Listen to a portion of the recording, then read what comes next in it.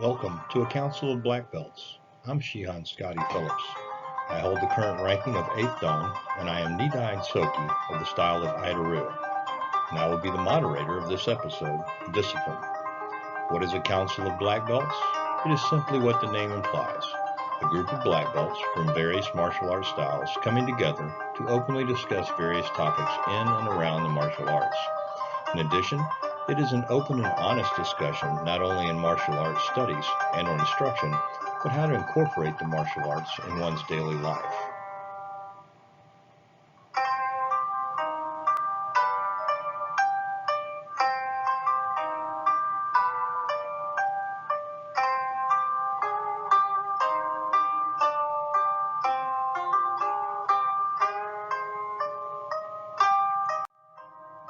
Our topic of discussion today is discipline.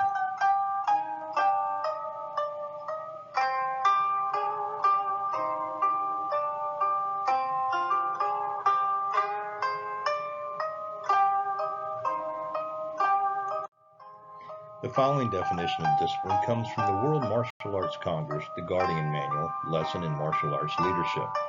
The character traits, the root of martial arts. Lesson, discipline. Definition, training that corrects, molds, or perfects the mental faculties or moral character controlled, gained by enforcing obedience or order, orderly or prescribed conduct or pattern of behavior.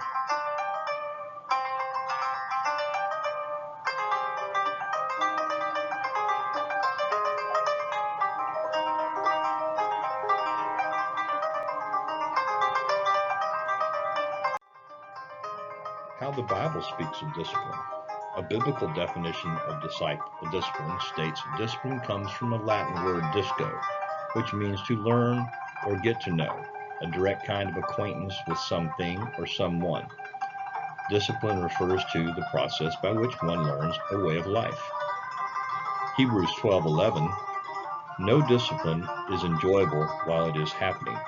It's painful, but afterwards there will be a peaceful harvest of sight living for those who are trained in this way. Proverbs 25:28, a man without self-control is like a city broken unto and left without walls.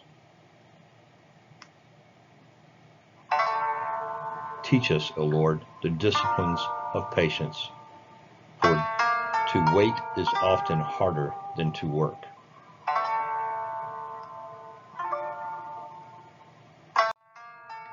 Discipline in the Japanese culture. Suket is the Japanese word for discipline, which roughly translates to training or upbringing. Discipline in Japanese culture is an idea of keeping order or observing of rules, laws, and regulations. Discipline is also a word in Chinese or Old Korean Hanji, which suggests there you are one who follows a certain law of behavior, or have a regular and dependable pattern of behavior, personal regimen or rhythm. The Japanese place a heavy emphasis on tradition during everyday life. The culture of the Japanese is extremely well-mannered and disciplined. There are 3 keys to discipline in Japan: order, cleanliness, and punctuality. Discipline is the root that nourishes everything. Discipline is said to help boost talent and is in most settings it's even more valued than intelligent.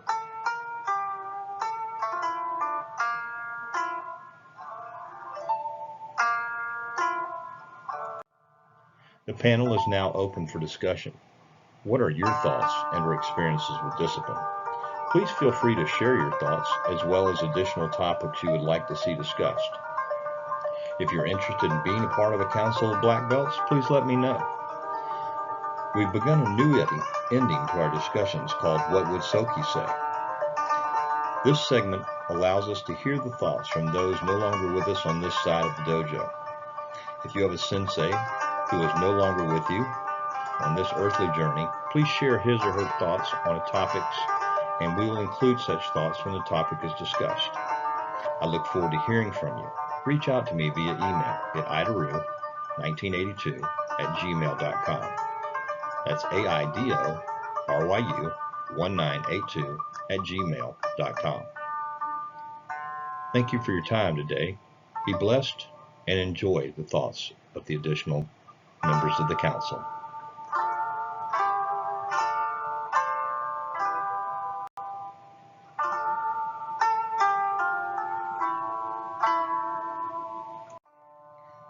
Grandmaster Richard Hackworth shares his thoughts on discipline.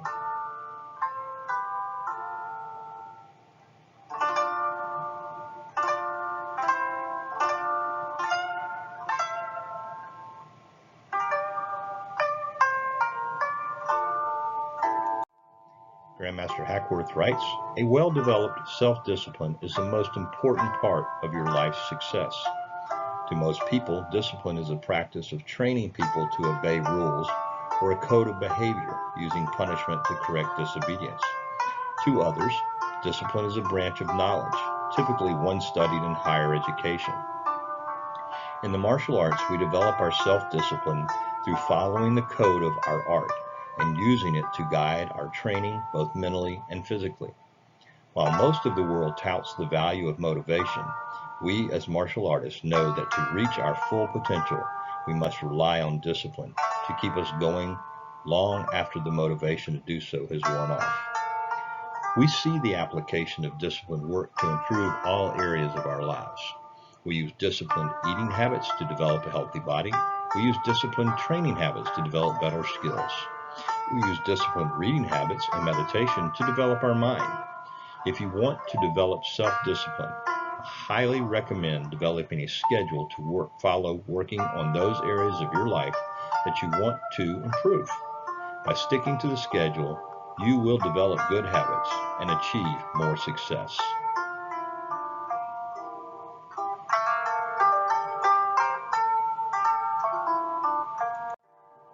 Sifu Kenneth Fanning shares his thoughts on discipline.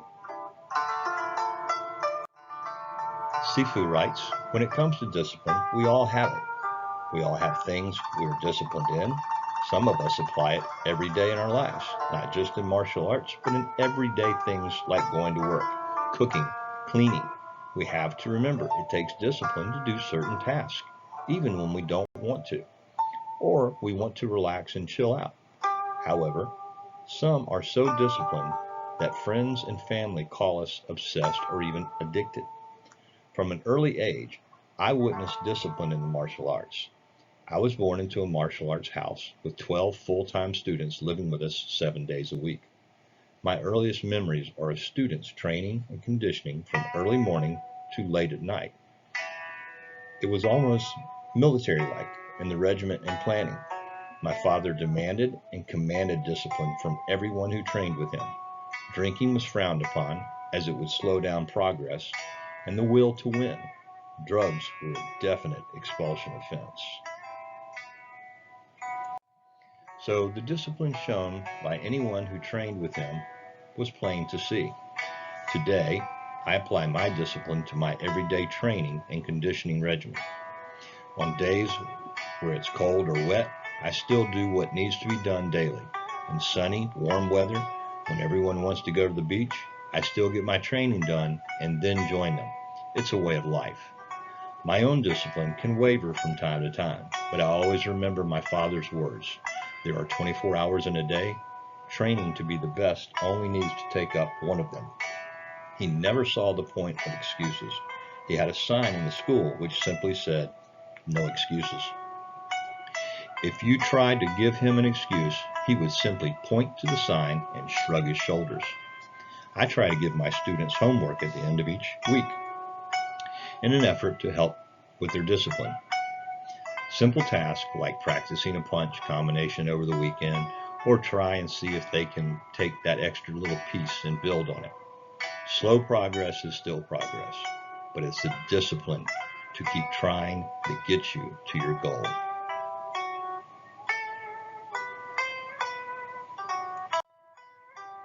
Master Young Smith III shares his thoughts on discipline.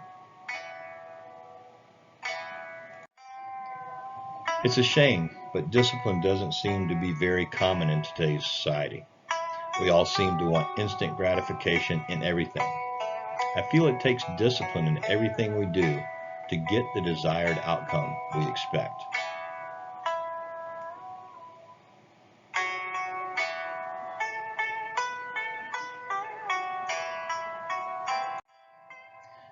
Dr. R.W. Stone shares his thoughts on discipline.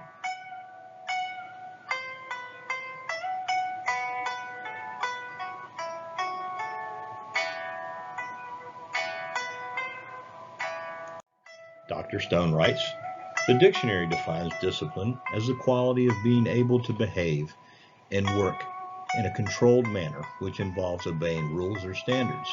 There's also an inherent implication that a violation of discipline will have negative consequences. Martial arts instructors are aware of the fact that without discipline, classes devolve into a chaotic situation that is not conducive to either learning or instruction. There is a long-standing tradition of demanding discipline from those students who wish to study in a martial arts school. Since the martial arts are by definition an offshoot of the military, it would be wise to compare the steps taken there to ensure discipline is maintained. First and foremost, a new cadet or student is usually issued a uniform. While there are certainly advantages to training in a proper uniform, wear and tear, durability, etc., the uniform provides much more than that. It immediately tends to create an aura of autonomy, uniformity, and rank. The uniform shows that you have just joined up, so to speak. Just as a soldier in boot camp has no stripes to differentiate him, a new martial arts student wears a white belt. Those who arrive at the Army barracks with sergeant stripes or walk into the mat with a black belt are immediately and almost unconsciously afforded respect. In other words, there can be no discipline without first developing a pattern of respect for authority. The fact that such uniforms are all alike also decreases the likelihood of allowing individualism that might be detrimental to formal training. In the military, this might mean saluting higher ranks, like it or not. And in the martial arts, it's a bow. To improve discipline, however, there must also be expectation that if one follows a code of discipline set forth by the instructors, then there will be some sort of reward or acknowledgement. It is expected that as one learns and progresses, there will be awards such as medals or increased pay grade as in the military, or higher rank, and perhaps public awareness of promotion in the martial arts. In similar fashion, failure to follow proper discipline would mean some sort of negative consequence or reprisal. Everyone has seen a movie where one soldier gets out of line, so the training sergeant makes the whole group do extra calisthenics.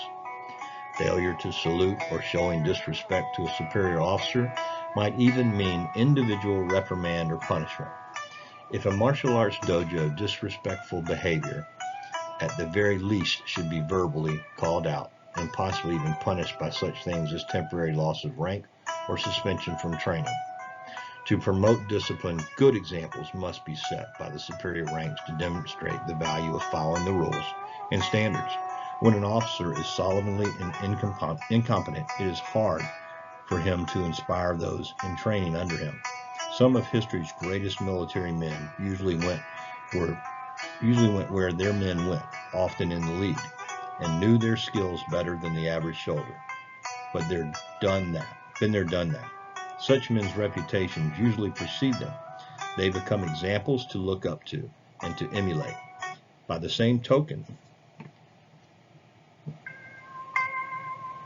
however, nothing is more disheartening than learning that one's martial arts instructor is known for slovenly dress mannerisms and unmerited boasting and inability to demonstrate a true martial arts path of knowledge.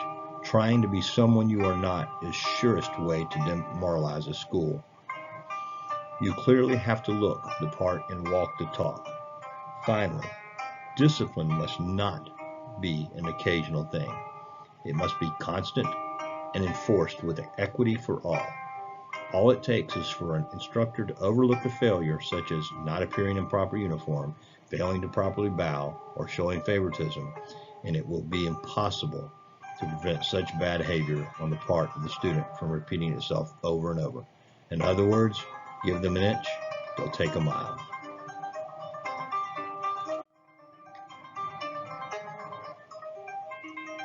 Our final segment, What Would Soki Say?, is dedicated to those instructors that are no longer with us.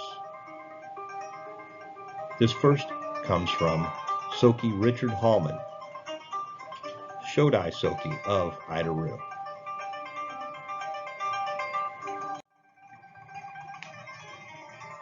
Soki Hallman writes, honor, loyalty, dedication to the martial arts, who make it their life's duty to follow the true path of the martial arts.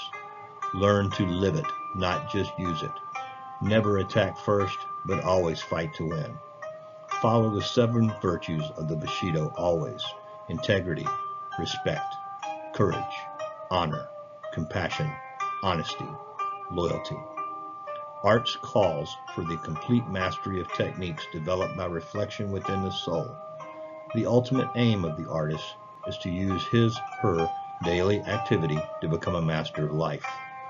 Masters in all branches of the arts must first be masters of living, for the soul creates everything. Train as if your life depends on it. Pray that it never does. Always remember, everything is a test. Us, Soki, you are truly missed. Thank you for your time today. And again, if you have a sensei that's no longer with you and you have a topic you'd like to share, reach out.